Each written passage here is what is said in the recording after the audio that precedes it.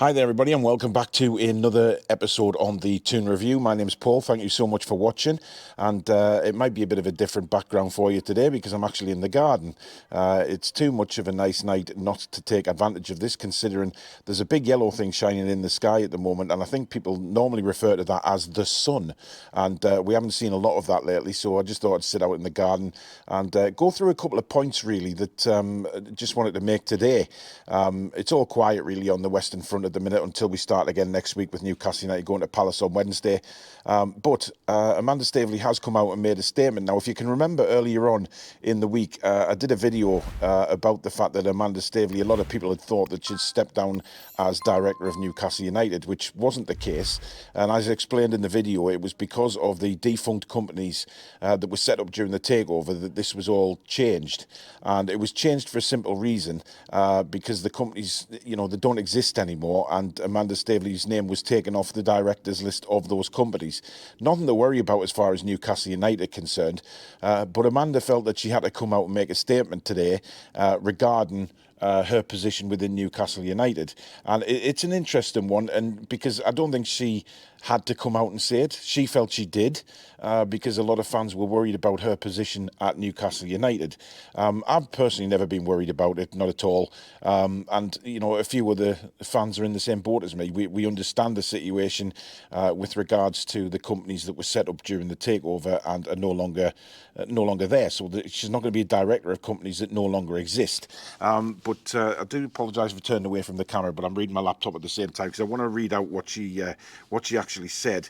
And of course, she came back from Dubai and noticed all this furore regarding, she does check with social media and things like that, and of course she has checked about this and she wanted to make a statement on it. She'd seen on social media that there was a lot of messages from Newcastle United fans as well, very worried about the situation. So what she said was, just arrived back from Saudi and noticed a lot of messages from fans concerned that I had stepped down from my role as director of Newcastle United. I have not. The changes made last week were purely administrative to non-trading subsidiaries. After the takeover, Jamie and I stepped in as directors of all companies until we could build an executive team. So exactly as we thought, exactly as I've just said there about the companies being set up after the takeover, just to sort various things out. And of course, Amanda very much at the forefront of everything during the takeover, and that's exactly what happened. We remain on the top core and the board. I'd like to thank everyone for their incredible support over the last few years, and particularly for people taking the time to share their thoughts. We have the best fans in the world, and I am privileged and proud to be part of your community. So again, she's stating there, there's no way she's going anywhere. She's still part of Newcastle United. She is a massive part of this club, and that is going to continue for the foreseeable future. And she confirms that in everything that I've just read out there. Now, the report itself goes on to say the financier remains the director of her company, PCP Nominees Limited, nufc.co.uk Limited, Newcastle United Football Club Limited, and a few others that she's still part of with Newcastle United. So, again, it's just to reiterate that we need to settle down and realise that Amanda is going to be here for the long term. She loves Newcastle United Football Club like we do as fans. She's loved Newcastle United Football Club since the day she walked into it. Of course, if you remember that before all the furore about the takeover was going to happen, she was in the ground a long time before the takeover, that, a couple of years at least, wasn't it, when we saw her. And that is the time that she said she fell in love with Newcastle United. And who are we to argue with her? She's just a fantastic woman, done so much for the football club.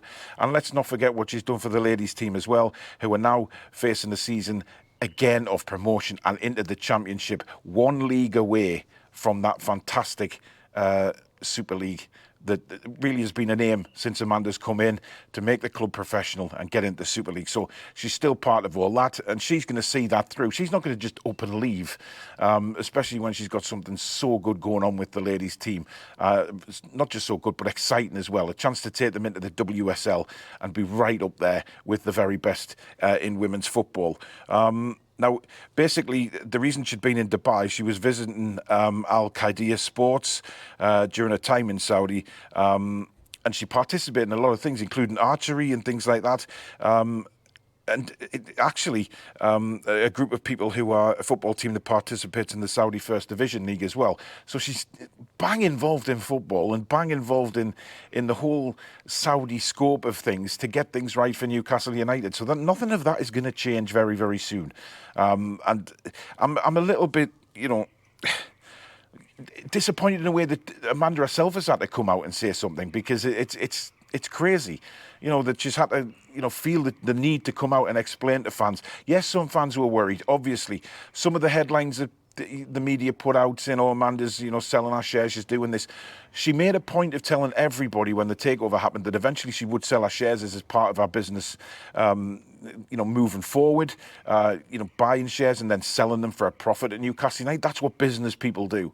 But as a director, she's well and truly still there with Newcastle, and that isn't going to change anytime soon. Now, also what I wanted to talk about in the video is just going on about Sandro Tonali.